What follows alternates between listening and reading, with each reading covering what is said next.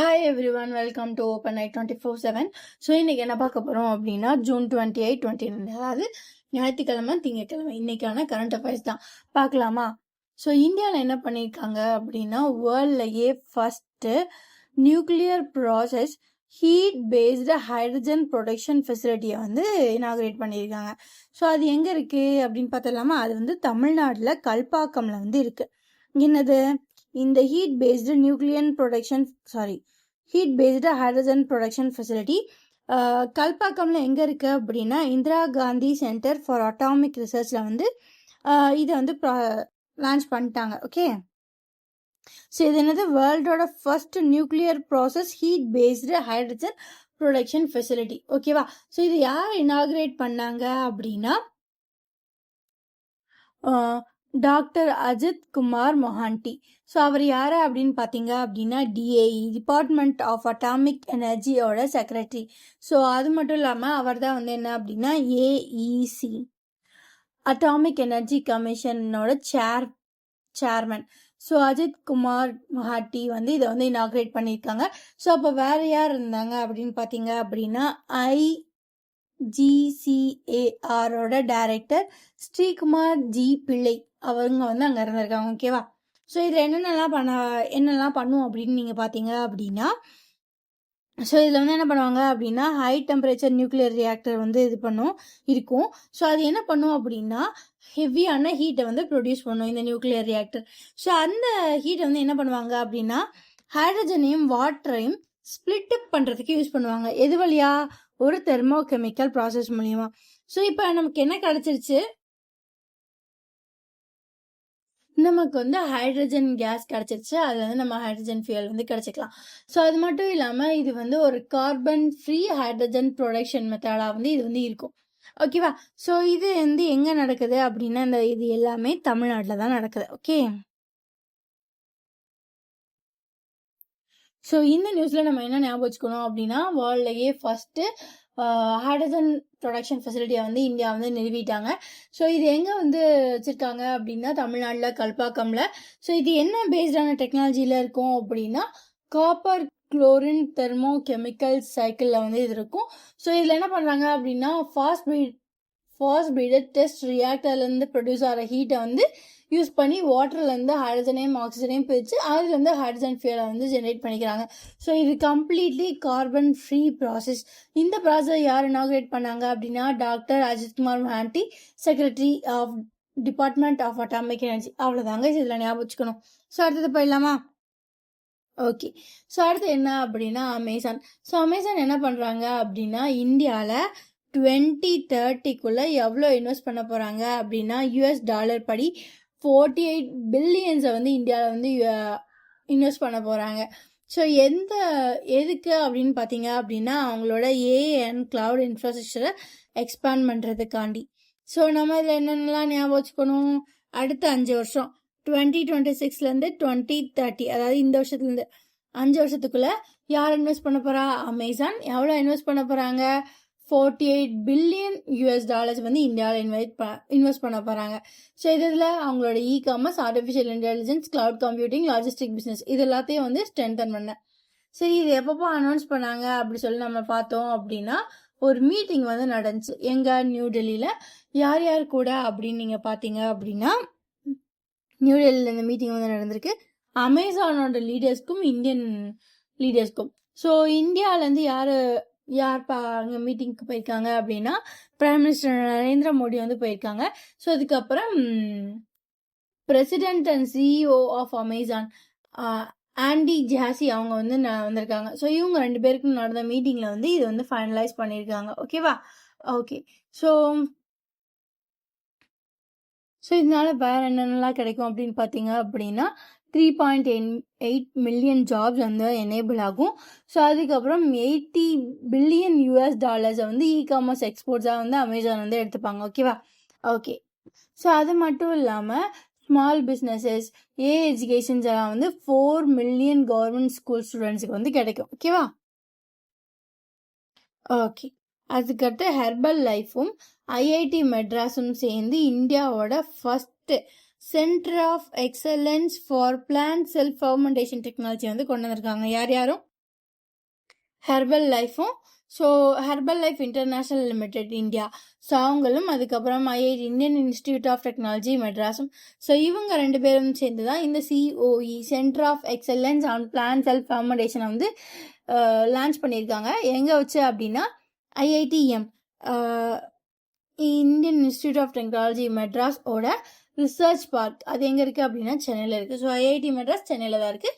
So அங்கே வச்சு இதை வந்து லான்ச் பண்ணியிருக்காங்க. ஸோ இது வந்து யார் முன்னிலையில் லான்ச் பண்ணப்பட்டது அப்படின்னு நீங்கள் பார்த்தீங்க அப்படின்னா director general of CSIR. So CSIR அப்படின்னா என்ன? Council of scientific and industrial research. இவங்களோட டைரக்டர் ஜெனரலான டாக்டர் N. கலைசெல்வி அவங்களோட ப்ரெசன்ஸில் இதை வந்து இனாகிரேட் பண்ணியிருக்காங்க.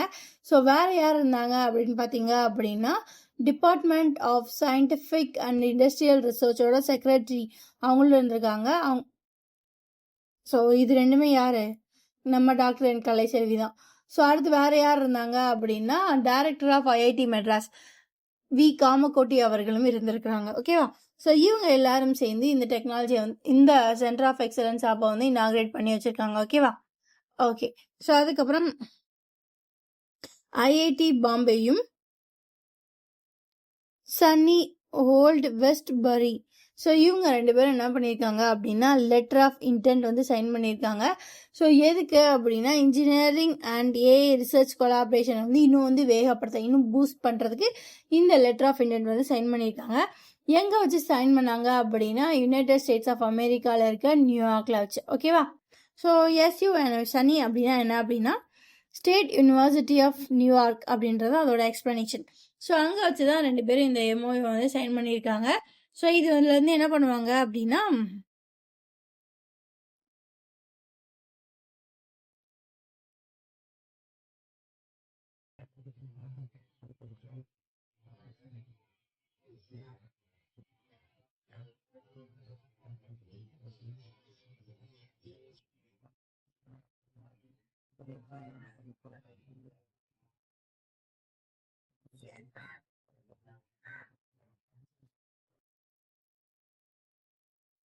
ஸோ அடுத்தது என்ன அப்படின்னா RBI.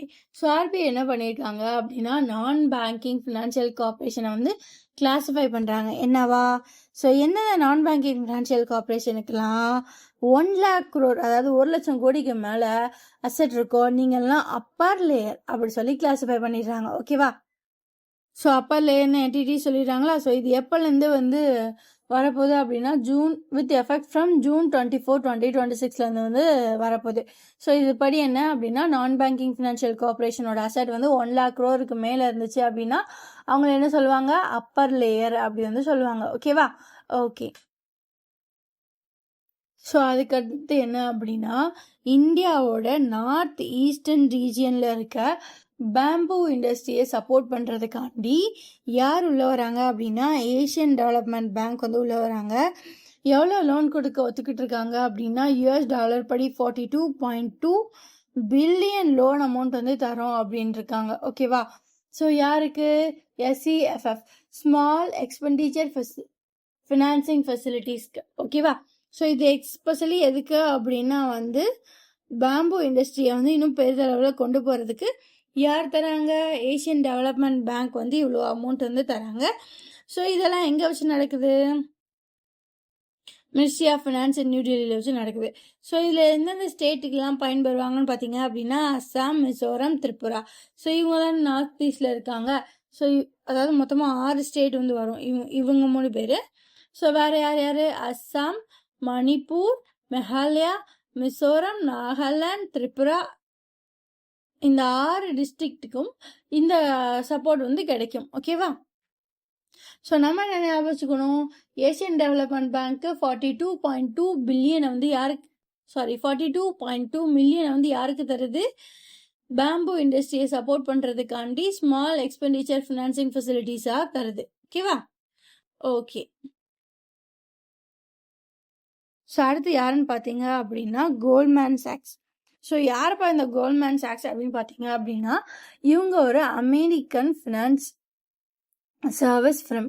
ஸோ இந்த ஃபினான்ஸ் சர்வீஸ் ஃபிரம் என்ன பண்ணும் அப்படின்னா யார் யாரோட ஜிடிபி எவ்வளோ இருக்கும் அப்படின்னு சொல்லி கணிப்பாங்க. ஸோ இவங்க என்ன சொல்லியிருக்காங்க அப்படின்னா இப்போ வந்து ஒரு ரீசெண்டாக ரிப்போர்ட்டை வந்து ரிலீஸ் பண்ணியிருக்காங்க. அந்த ரிப்போர்ட்டுக்கு என்ன பேர் வச்சுருக்காங்க தெரியுமா? India improved macro outlook after the United States of America Iran deal. So இதுதான் அவங்களோட இப்போ அனுப்பின ரிப்போர்ட்டோட பேர். ஸோ இவங்க என்ன சொல்லியிருக்காங்க அப்படின்னா கேலண்டர் இயர் 2026க்கு எதுக்கு இவங்க ஃபினான்ஷியல் இயரை பற்றி பேசல, கேலண்டர் இயர் 2026 அப்படின்னா 2026 ஜான்வரி டு 2026 டிசம்பர் வரை.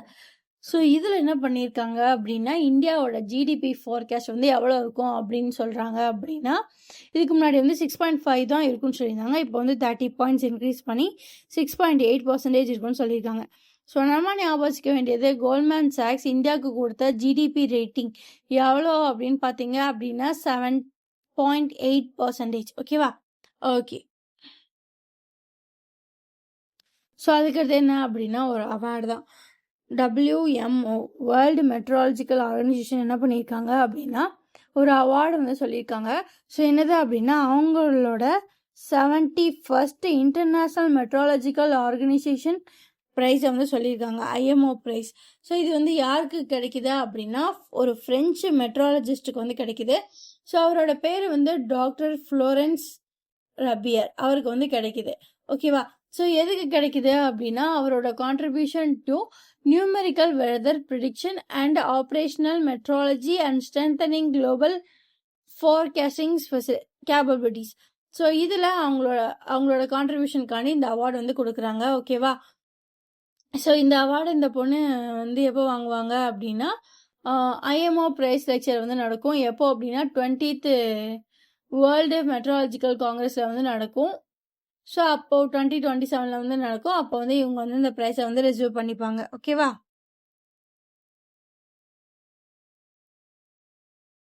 ஸோ அதுக்கப்புறம் என்ன அப்படின்னா சவுத் அமெரிக்கா நாடான கம்போடியா. ஸோ அவங்களுக்கு வந்து என்ன நடந்துச்சு அப்படின்னா ஒரு பிரசிடென்ட் எலெக்ஷன் நடந்துருச்சு.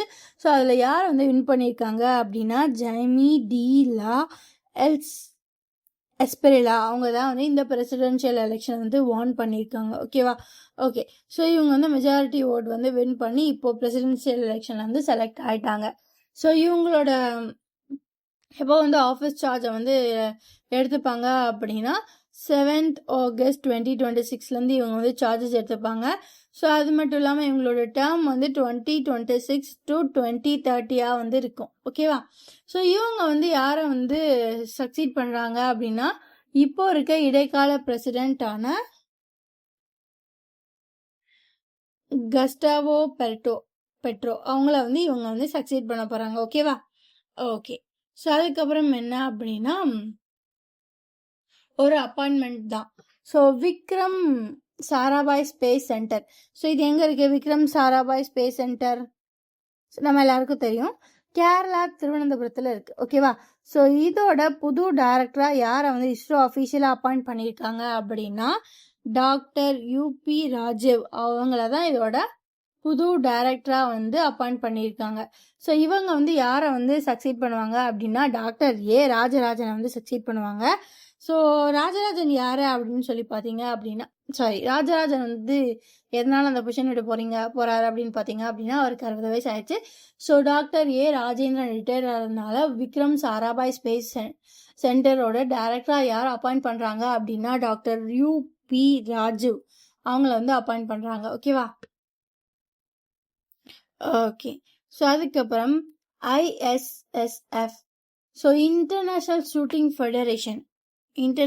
Shooting sports federation. ஸோ இவங்களோட ஜூனியர் வேர்ல்டு சாம்பியன்ஷிப் 2026 வந்து நடக்குது. ஸோ இதில் வந்து இந்தியா வந்து எத்தனை மெடல் வாங்குச்சுன்னு பார்க்கலாமா? ஸோ இந்தியா வந்து 25 மெடல் வந்து வாங்குச்சு. ஓகேவா? ஸோ 25 மெடலில் 7 கோல்டு, 9 சில்வர், 9 பிரான்ஸ் வந்து வாங்கியிருக்காங்க. ஸோ இந்த ஜூனியர் வேர்ல்டு சாம்பியன்ஷிப் 2026 வந்து இந்தியா தான் வந்து டாப்பில் இருக்குது. ஓகேவா? மெடல் ரேங்கிங் படி. ஸோ இது வந்து எங்கே நடந்துச்சு அப்படின்னு நம்ம பார்க்கணும்ல. ஸோ அது எங்கே நடந்திருக்கு அப்படின்னா ஷில் ஜெர்மனியில் வந்து நடந்திருக்கு. ஓகேவா? ஸோ இந்தியா வந்து எத்தனை மெடல்?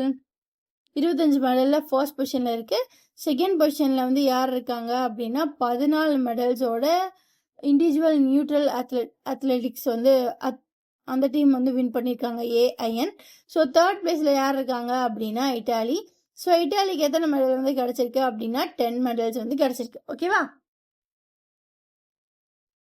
ஸோ அடுத்தது என்ன அப்படின்னா தமிழ் சினிமாவில் இன்னொரு டேரக்டர் இருந்திருக்காங்க.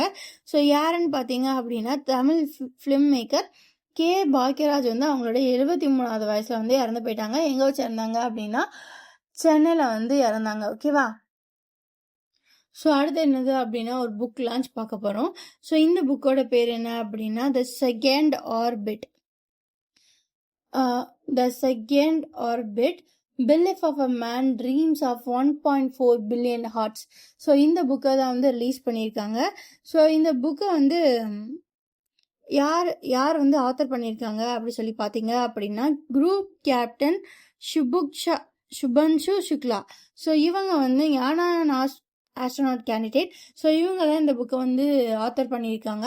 ஸோ இதை வந்து யார் ரிலீஸ் பண்ணாங்க அப்படின்னா ACM air chief marshal Amarpreet Singh வந்து இந்த புக்கை வந்து லான்ச் பண்ணியிருக்காங்க. ஸோ இது வந்து ஒரு மெமோரியல் புக். ஸோ மெமோரியல் அப்படின்னா ஒருத்தரோட நினைவை வச்சு எழுதுகிற புக்கு. ஸோ யாரோட நினைவில் அப்படின்னா சுபன்ஷு சுக்லாவோட நினைவலைகளால் எழுதப்பட்ட ஒரு புக். ஓகேவா? ஓகே. ஸோ நம்ம என்ன ஞாபகம் வச்சுக்கணும், இந்த செகண்ட் ஆர்பிட் இது யார் எழுதுனா சுபன்ஷு சுக்லா. அவர் யார்? இந்தியாவோட ககன்யான். ஸோ அந்த ககன்யான் ஆஸ்ட்ரோனாட் கேண்டிடேட்ல இவரும் ஒருத்தர். ஓகேவா? ஓகே. ஸோ அதுக்கப்புறம் வந்து ஒரு புக்கை தான் பார்க்க போகிறோம். ஸோ இந்த புக்கை வந்து யார் லான்ச் பண்ணாங்க அப்படின்னா வைஸ் பிரசிடென்ட் CP ராதாகிருஷ்ணன் அவங்க வந்து அஃபிஷியலாக இந்த புக்கை வந்து லான்ச் பண்ணியிருக்காங்க. ஸோ இந்த புக்கோட பேர் வந்து சன்ஸ்கிருத் ரத்ன பந்தர் பவைதர் இட்டி பிரிட்டோ. ஸோ இதுதான் அந்த புக்கோட பேர். ஸோ இதோட அர்த்தம் என்ன அப்படின்னா Bhavya a culture treasure and its historical journey அப்படின்றதான் இது. ஸோ இதை எங்கே வச்சு லான்ச் பண்ணாங்க அப்படின்னா உத்தரப்பிரதி பவன் நியூ டெல்லியில் வச்சு லான்ச் பண்ணியிருக்காங்க. ஓகேவா? ஸோ இந்த புக்கை வந்து யார் எழுதுனாங்க அப்படின்னா it was authored by Jayant Kumar Roy. So அவர் யார் அப்படின்னா MP. ஸோ இது வந்து 2 பேர் வந்து ஆத்தர் பண்ணியிருக்காங்க. ஒன்று வந்து ஜெயந்தகுமார் ராய், ஸோ அதுக்கப்புறம் சங்கீதா ராய், 2 பேரும் சேர்ந்து ஆத்தர் பண்ண புக். ஓகேவா? ஓகே. ஸோ அதுக்கப்புறம் ஜூன் 26 வேர்ல்டு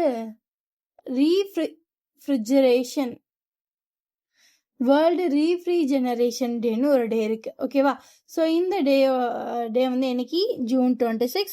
இவங்களோட தீம் என்ன அப்படின்னு பார்த்தீங்க அப்படின்னா இந்த வருஷத்துக்கு கூல் இன்டெலிஜென்ஸ் தான் இந்த வருஷத்துக்கான தீம். ஓகேவா? ஓகே. ஸோ அதுக்கப்புறம் international day of deaf blindness வந்து என்னைக்கு அப்படின்னா ஜூன் 27. ஓகே. இவங்க வந்து லாஸ்ட் வீக் ஆஃப் ஜூனை வந்து டெஃப் பிளைண்ட் இன்டர்நேஷ்னல் அவேர்னஸ் வீக்காக வந்து செலிப்ரேட் பண்ணுவாங்க. ஓகேவா? ஸோ டேன்னு நீங்கள் பார்த்தீங்க அப்படின்னா இன்டர்நேஷ்னல் டே ஆஃப் டெஃப் பிளைண்ட்னஸ்ன்னு பார்த்தீங்க அப்படின்னா ஜூன் 27. ஸோ வீக்னு பார்த்தீங்க அப்படின்னா ஜூன் 25 டு ஜூலை 1, அதாவது லாஸ்ட் வீக் ஆஃப் ஜூனாக வந்து வரும். ஓகேவா? ஸோ ஃபைனலி ஸ்டேட்டில் ஒன்று இருக்குது. தெலுங்கானா என்ன பண்ணியிருக்காங்க அப்படின்னா சஞ்சய் ஜெயு.